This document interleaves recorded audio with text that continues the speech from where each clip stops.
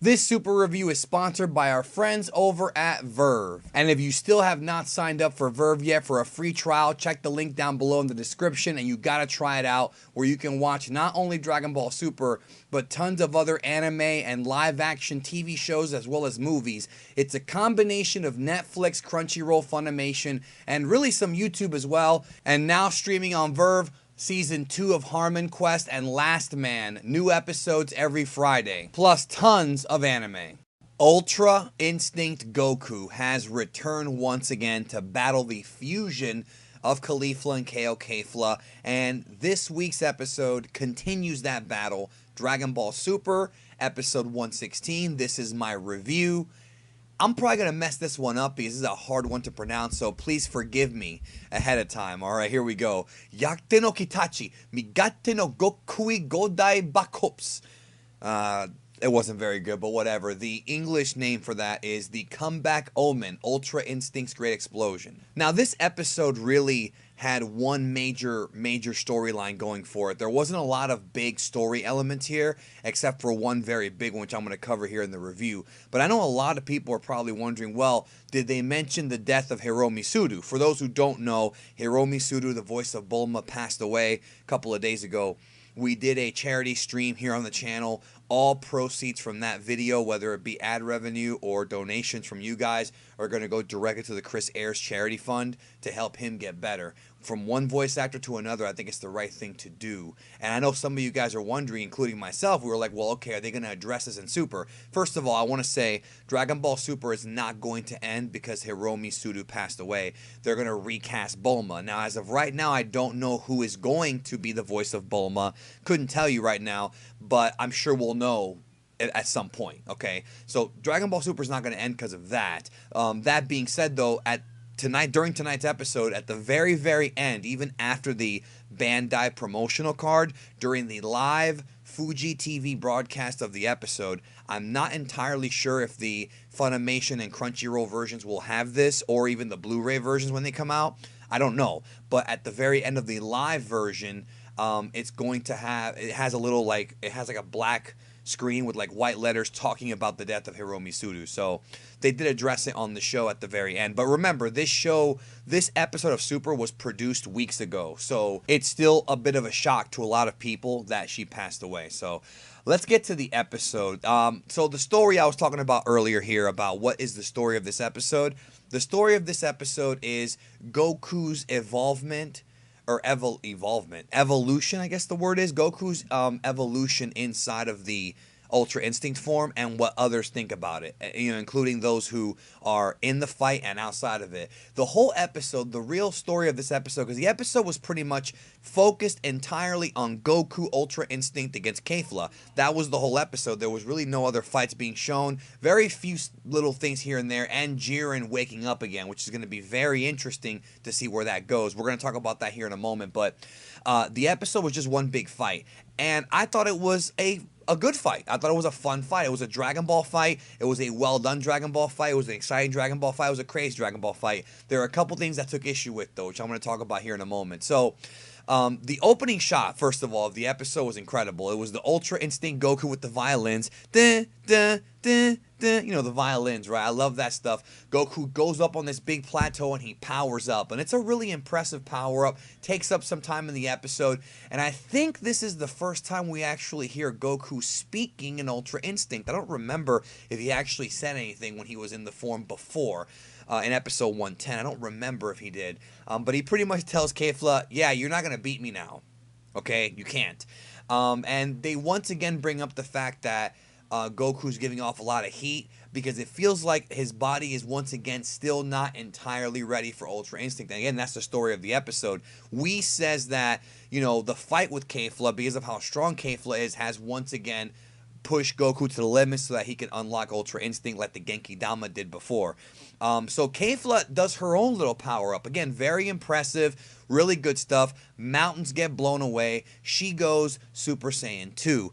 I love the fact that Kefla is not afraid of Ultra Instinct Goku. I mentioned that last week. They had this really awesome shot of the two of them side by side in these mountains.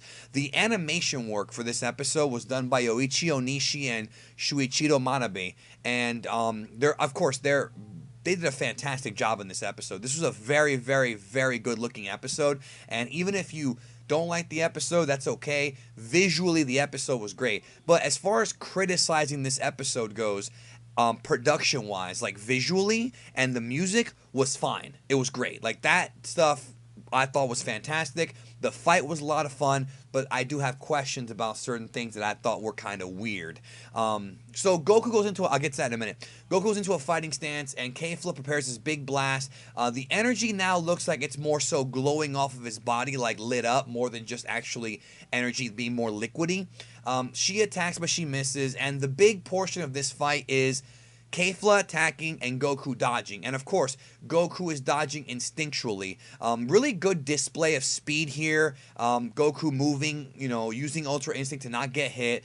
And now we have an interesting moment here where Vegeta remembers the training that he had with Whis during the Resurrection F arc and the movie, whichever one you want to take, and what Whis told them about letting your body move for itself, which I covered in a video weeks ago.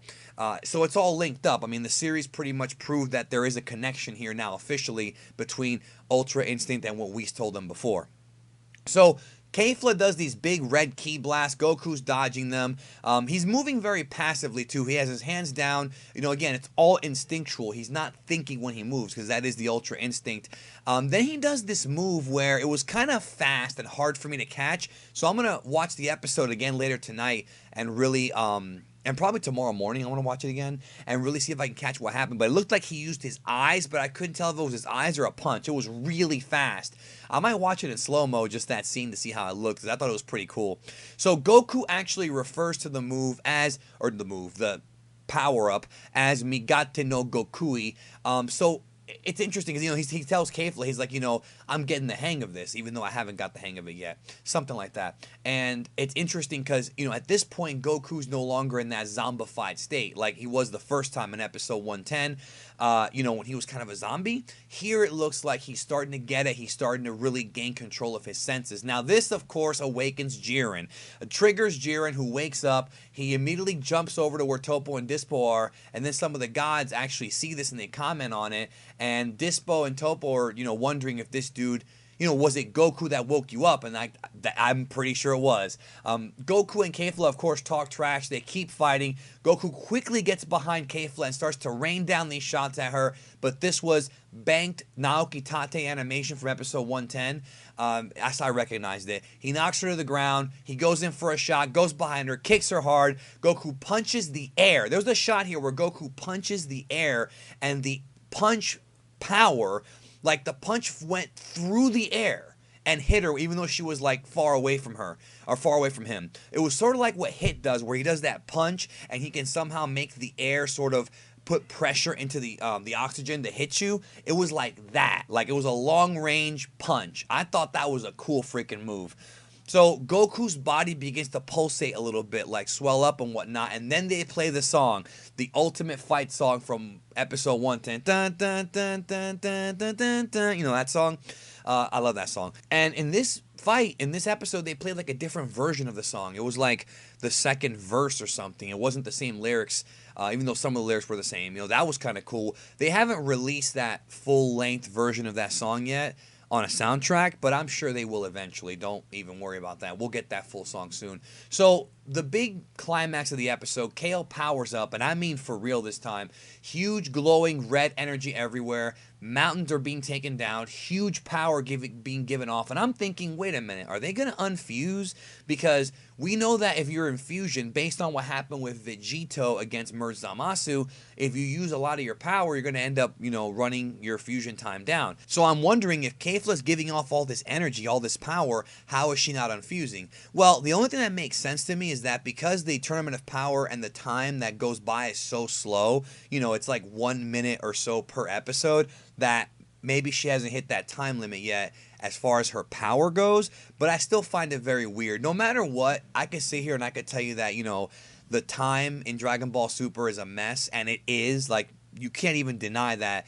The whole joke about this tournament being such and such episodes and only being 48 minutes, it's a joke. I mean, it really is, and it's kind of, annoying when you think about it sometimes, I'll be honest with you. I just try to just say whatever. I don't overly think too hard on that because this is just Dragon Ball, and Dragon Ball's never been that great. I mean, Frieza, the 5 minutes on Planet Namek with Frieza was already enough to tell you that. Same thing here. So it is an inconsistency, but it's also one that is something that's inconsistent within just Super. And I'll tell you what I mean by that. In episode 66, we saw Vegito for about, what, 8 minutes or so? I don't remember the exact time he was in there, but it was about 8 minutes of screen time, maybe less than that. We've seen Kefla now for, what, 2 episodes? Two episodes in a few minutes? That's weird to me. Like, you know what I mean? That's weird that it's like that. I mean, I know there's going to be somebody who's probably going to say, well, they're past the speed of light, blah, blah, blah. I get all that, but it's just weird that the Kefla fusion seems to be more stable.